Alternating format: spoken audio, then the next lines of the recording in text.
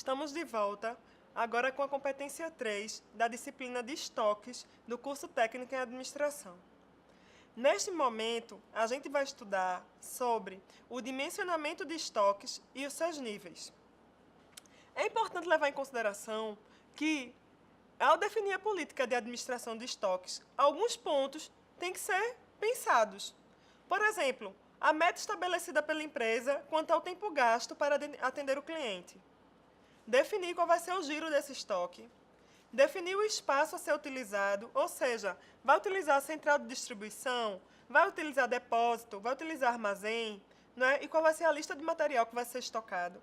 Além da quantidade adequada para se manter em estoque, que vai atender à flutuação dessa demanda.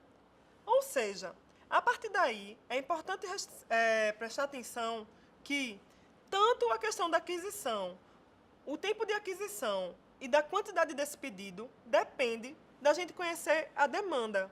Ou seja, o produto, qual é a procura desse produto? A partir do momento que a gente sabe o quanto esse produto é procurado, a gente vai poder dimensionar o nosso estoque de acordo com esse produto. Se tem um produto que sai muito na minha organização, ou seja, ele gira muito, logo, provavelmente, o estoque dessas peças vai ser maior do que de um produto que tem pouca saída. Para poder dimensionar esse estoque, a gente precisa, como eu disse a vocês, ter uma noção do conhecimento da demanda. E como é que a gente vai calcular esse lote econômico, essa questão da demanda? Então, primeiro, os autores dizem que pela matemática é feito o cálculo do lote econômico, visando reduzir o custo de preparação e o custo de armazenagem. O que é que a gente entende por custo de armazenagem? Vai ser justamente o custo relacionado à quantidade estocada. E o que é custo de obtenção, também chamado de custo de preparação? Vai ser um custo relacionado ao número de pedidos de reposição de estoque, ou seja, quantos pedidos eu preciso fazer durante um determinado tempo para repor o meu estoque. Então, em relação ao custo de preparação, eu preciso perceber que quanto maior o número de pedidos, maior o trabalho para a unidade de compras, transporte, recebimento, inspeção, lançamentos contábeis.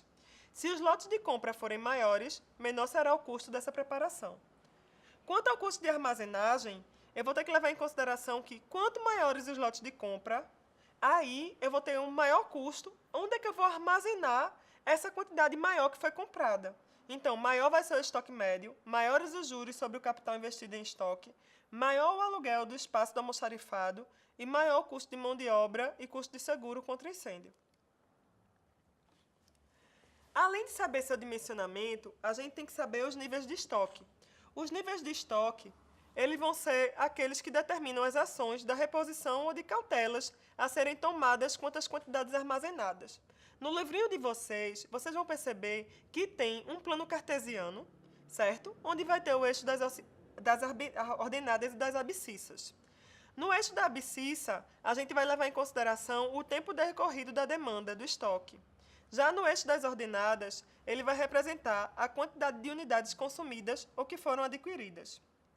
Depois que a gente já falou do dimensionamento de estoque e falou agora dos níveis de estoque, a gente precisa saber que existem alguns outros conceitos importantes para que a gente possa dimensionar esse estoque e saber seu nível.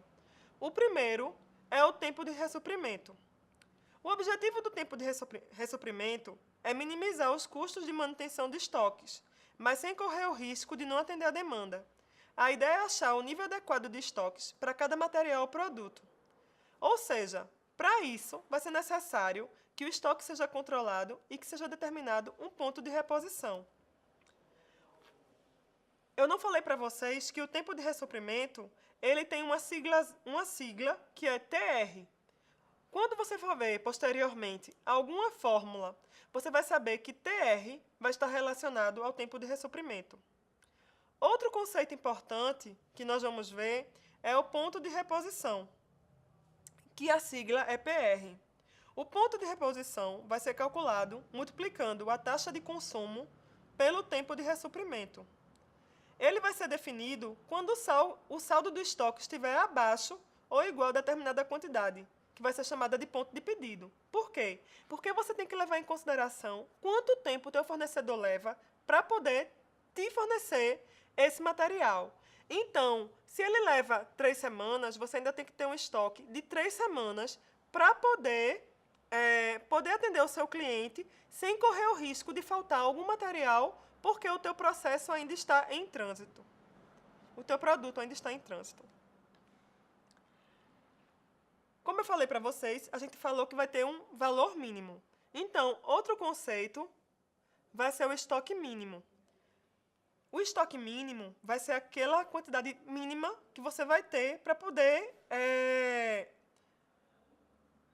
produzir utilizar os seus materiais para fazer o seu processo produtivo sem correr o risco que falte produto. Como é que se calcula o espaço mínimo? Importante salientar que o espaço mínimo tem uma sigla de EM. Então, utiliza-se a fórmula EM é igual a C multiplicado por K, onde C é igual ao consumo médio mensal desse material e K é o fator de segurança, ou seja, é uma maneira de se prevenir falhas nas entregas ou em demandas não previstas, aquelas que não são esperadas.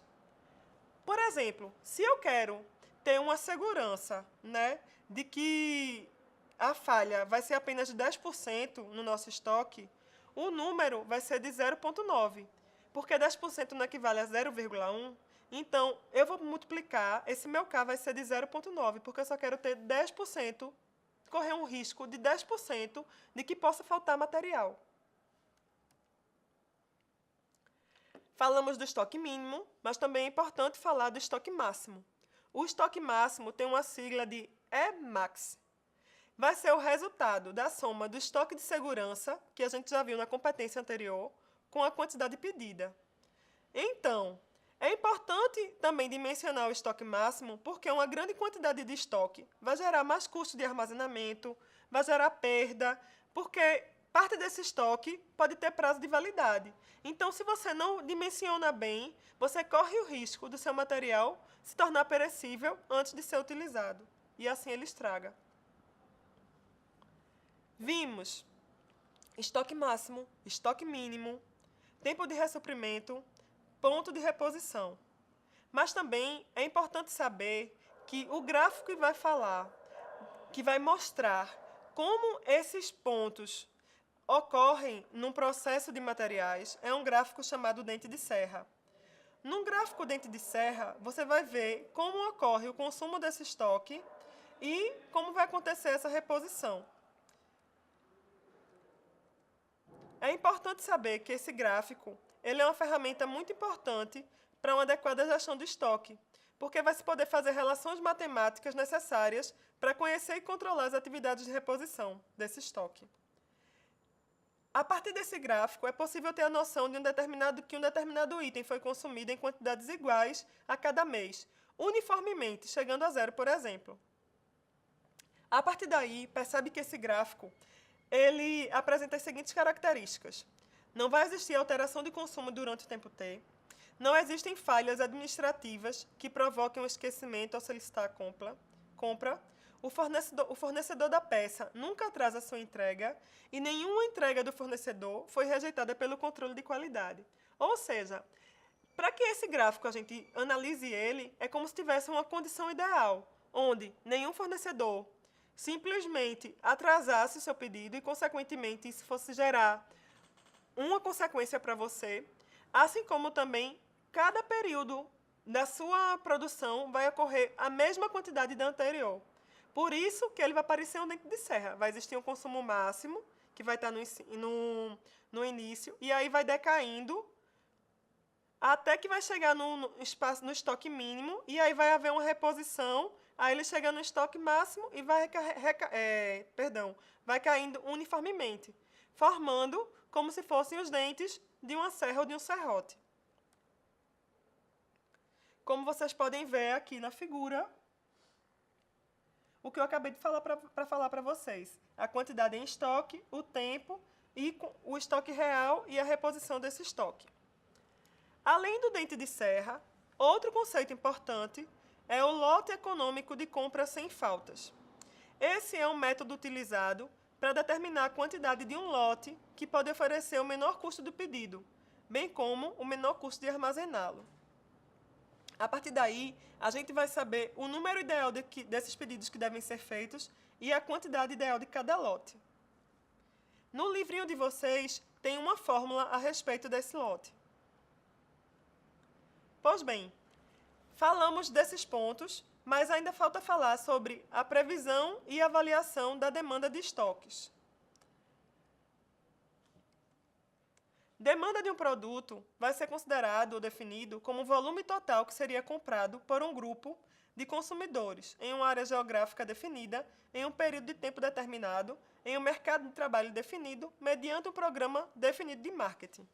A previsão da demanda pode ser feita através de várias técnicas. São elas projeção, explicação e predileção. Quando a gente fala da projeção, a gente está dizendo o seguinte: mediante dados passados, compras anteriores, vai ser feita uma projeção do que vai ser gasto atualmente. Então, são utilizados dados passados, admitindo-se que haverá repetição dos dados no futuro ou as vendas irão evoluir em função do tempo.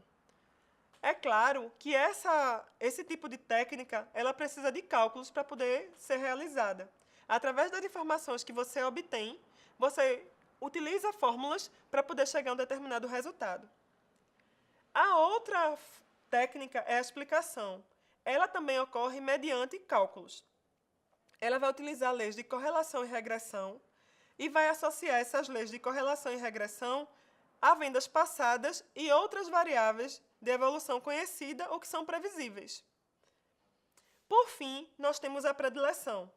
A predileção vai levar em consideração a experiência de pessoas conhecedoras de vendas ou do mercado, feita com base em informações de especialistas. O que é isso? Geralmente você está novo no mercado, você começou agora uma organização e você ainda não tem uma ideia de como o mercado se comporta anteriormente. Então, como você ainda não tem dados anteriores, você acaba também se precavendo com informações de pessoas que têm expertise nesse mercado.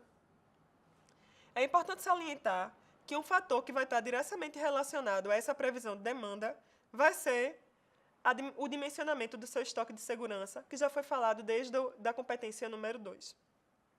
Pois bem, aqui nós chegamos ao fim da terceira competência. Espero que esses conceitos que foram abordados a respeito do dimensionamento e níveis de estoque tenham ficado claro para vocês. Mais uma vez eu ressalto que nós podemos nos encontrarmos no chat ou você pode também deixar postagens, deixar os seus comentários no ambiente virtual para que a gente possa tirar suas dúvidas. Mais uma vez ressalto que não fiquem apenas atrelados ao livro que está no ambiente virtual.